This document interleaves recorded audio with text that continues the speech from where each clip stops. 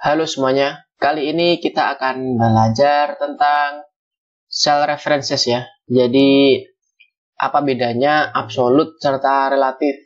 Kita akan belajar relatif terlebih dahulu. Jadi, seperti yang sudah kita pelajari di materi-materi yang sebelumnya, di sini, di bagian sel B8, dia melakukan penjumlahan dari sel B4, B5, B6, serta B7. Dan didapatkan hasilnya di B8.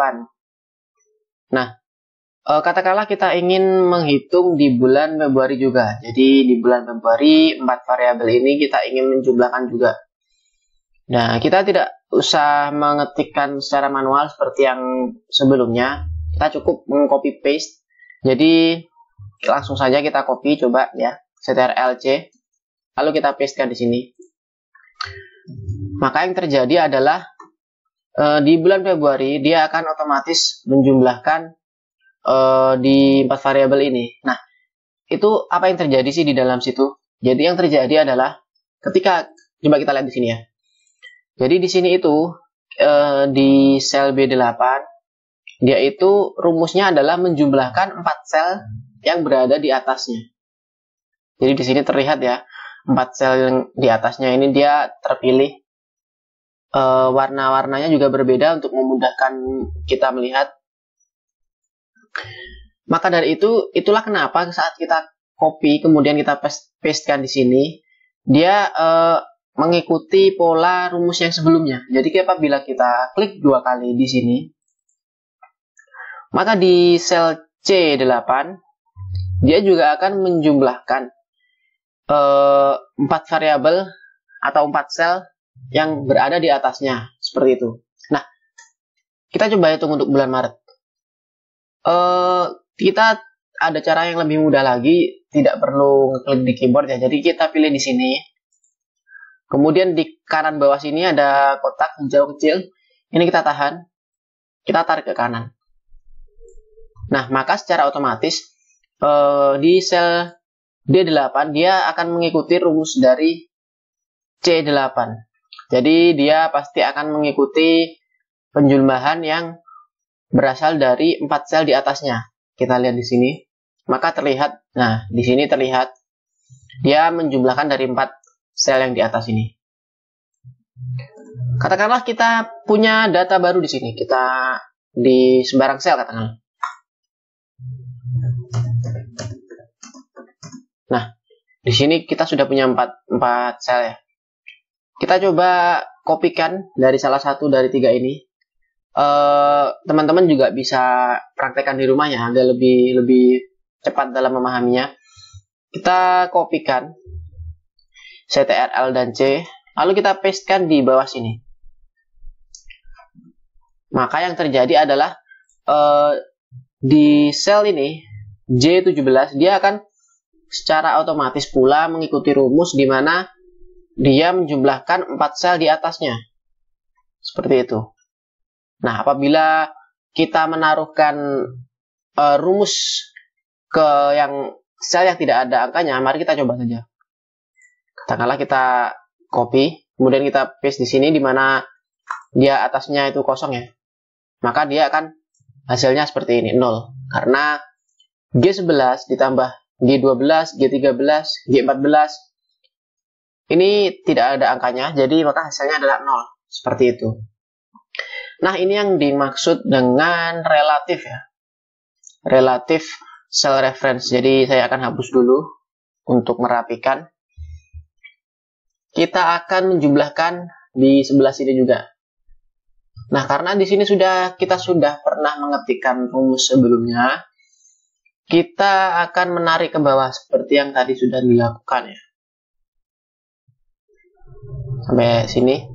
Maka dia akan memberikan total dari masing-masing sel yang sudah dipunyai ya di sini. Jadi E4 merupakan penjumlahan dari B4, C4, dan D4. Begitu pula di bawahnya dia akan mengikuti. Nah, di sini terlihat ya. Kita jumlahkan sampai bawah. Nah, Sekarang kita akan masuk ke yang namanya absolute cell reference. Jadi katakanlah kita ingin melihat persentase. Jadi untuk total biaya kos itu memakan berapa persen sih dari total pengeluaran kita, seperti itu. Sementara total pengeluaran kita adalah di sini kan. Jadi rumusnya tetap sama. Kita pakai sama dengan, kita pilih ini yang ingin kita cari. Kemudian kita pakai rumus persentase, kita masukkan rumus bagi, di sini adalah garis miring. Kemudian yang sebagai persentasenya kita pilih yang total. Kita klik enter. Maka akan ketemu sekitar 22%. Jadi selama 3 bulan total biaya sewa kos adalah 22% dari total keseluruhan biaya kita. Nah, kita juga ingin tahu berapa sih persentase biaya makan, biaya pulsa, dan biaya cemilan kita. Kita akan coba langsung kita kopikan di sini. Kita pilih copy dan kita paste di sini. Nah, ternyata akan muncul error. Kenapa bisa muncul error? Kita bisa tahu setelah kita melihat dari rumusnya ya. Jadi kita klik di sini, kita lihat dulu. Di sini terlihat bahwa di sel E4 di sini adalah ini dibagi dengan sel E8. Jadi tidak ada masalah ya di sini ya. Maka dari itu sudah ketemu tadi berapa persen, seperti itu. Kita enter. Cuma di sini kita lihat.